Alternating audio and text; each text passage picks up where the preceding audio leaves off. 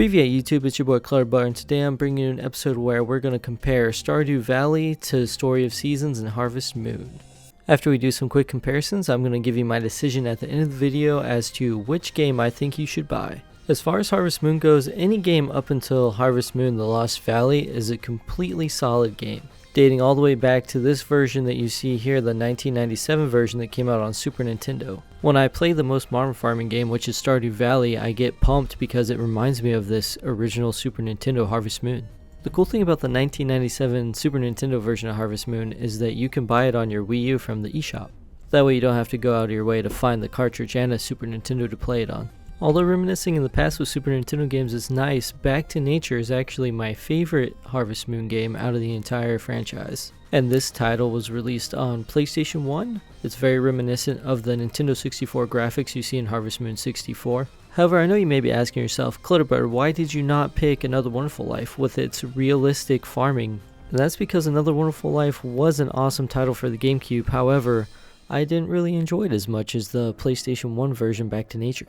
And that's because the timing was different, just pulling things out of your rucksack was different, didn't really like it. Another unique title to say the least is Tree of Tranquility. Tree of Tranquility was a Wii title, and there's a few unique things about it, such as having a kid would actually start your game over for you. And I guess I really didn't care for Tree of Tranquility just because of this system. Like, after you have a kid, I want to keep farming and playing my save, you know, I don't want to start fresh. If I wanted to start fresh, I would just start a new save file, you know what I mean? Hero of Leaf Valley is another solid title for the Harvest Moon franchise, and it came out on PlayStation Portable, which means you could dump your ROM onto your PC and play it using PPSSPP. The controls for this game on the PSP were actually pretty solid. I would definitely put Harvest Moon Hero of Leaf Valley in my top 5 of the Harvest Moon franchise. And the last game I have for this competition from the Harvest Moon franchise anyway is Harvest Moon A New Beginning. This title came out on the 3DS, and it was the time when Marvelous split with Natsume, so everything kind of went to after this game was made. This was also the first Harvest Moon game that was all about character customization. It was exciting too because not only was it about character customization, but you could also be a boy or a girl, just like Another Wonderful Life, Harvest Moon Boy or Girl for PSP, More Friends in Mineral Town for the Game Boy Advance. All the customization options back in the day were absolutely amazing when this game came out. However, when Story of Seasons came out, it blew this game absolutely out of the water. You're probably like, Clutter Butter, what about the rest of the franchise, like the Harvest Moon franchise? It didn't stop here. Well, don't worry about the rest of the franchise because after Marvelous left, it turned into absolute garbage. Every game after A New Beginning is an actual dumpster fire. Don't play it. Now, Story of Seasons, on the other hand, is an absolutely amazing game. I feel like the graphics and just overall feel of the game, as well as the character customization, is a lot better than any of the Harvest Moon games. Not to mention as well, in Story of Seasons, you can pick between Seedling mode and Veteran mode based on the experience you have playing these farming RPGs. Now we're going to show you some character customization that you can do in Story of Seasons. Like I said, it's far superior to any of the Harvest Moon games in their character customization. You can of course pick male or female. We're going to go with female here. Character customization is one of my big things that I like to harp on. It's one of my favorite things, not just in Story of Seasons, but in any game I play. We're going to go with the bright-eyed face, change these eyes to like a light brown, and then we're going to change our hair to brown. We're going to be a brunette.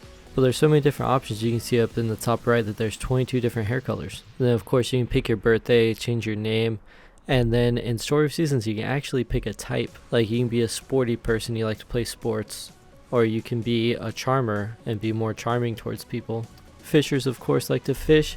Animal lovers are good with animals. And I'm not really sure what tycoons do because I never made a tycoon before. One really good selling point in Story of Seasons is the actual story behind the game. Still not as good as Stardew Valley, but we'll get to that later. When you start the game, you have great memories of visiting a farm. I know if you pick Animal Lover, you have great memories of like petting the animals and whatnot, feeding them. The story then jumps to your father having to take the whole family and move elsewhere for work opportunities. And you're not going to have it. You're just going to rebel and move out on your own and start farming. There's always some kind of corny, cheesy backstory to these farming games, but you know, I kind of like the Story of Seasons way of going about things. I also found myself getting way more attached to the characters in Story of Seasons than I have in any Harvest Moon game. That includes Back to Nature.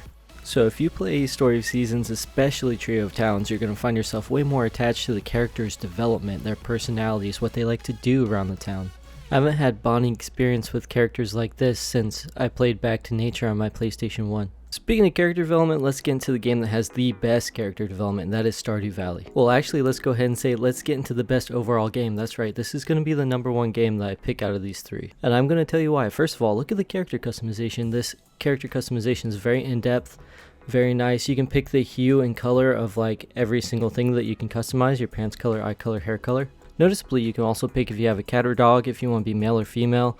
There's a bunch of different skin tones to pick from. You can pick a random appearance. Up there you see the top left, the dice. That's a random appearance change. Coming to the right hand side, you can also pick what type of farm you want. You have the standard farm. You have the Riverland farm where you can catch more fish because you're next to a riverbank. You also have a farm that puts you next to the forest. The hilltop farm is a popular choice by me because I like to mine, so you have the little mining bank next to your house. And then you can even pick the wilderness farm where creatures will attack your crops at nighttime. Now when I say Stardew Valley blows the other games out of proportion on all fronts, I actually mean it. The character development is great, the character customization is great, and the story development is great. Stardew Valley seems like a mashup of 1997 Harvest Moon graphics with a little bit of Minecraft/Terraria thrown in there for the mix. But all these combinations thrown in there, it makes an absolutely great game. From the moment I started the game, day 1 of spring, I was absolutely hooked on the game. I couldn't put it down. And at a price point of $15, this game is absolutely an amazing purchase. ConcernedApe really outdid himself on all these fronts creating Stardew Valley. The devs are even working on an online multiplayer game mode, which none of the other farming simulators have, and it's going to allow you to become a farmhand with your friends, and you can even marry each other. That's going to give a real unique twist to what Stardew Valley brings to the table compared to these other farming simulators. Now, me being a PC gamer, I really like to play Stardew Valley on my PC. However, you can purchase it for the Nintendo Switch now, and I actually love this game so much out of all of the farming simulators that I bought it for both systems. However, your saves do not cross between platforms, so if you buy it for the Switch and you have it on Steam already, you're going to be playing a new save file. But Stardew Valley is so fun, and there's so many different possibilities in creating your own story that creating a new save can actually add some fun into the game. Because ultimately you want to talk to Robin and get her to build you a nice big house while you're trying to marry that single person out there that you're trying to marry. And why not try them all like Pokemon, man? Like, get a divorce, try a different spouse. The possibilities are endless in Stardew Valley. Although getting a divorce in-game is going to cost you $50K. So after a quick synopsis of all of the games, I'm going to say Stardew Valley is going to come in at #1, with Trio of Towns at #2. Back to Nature is going to be #3, Hero of Leaf Valley #4.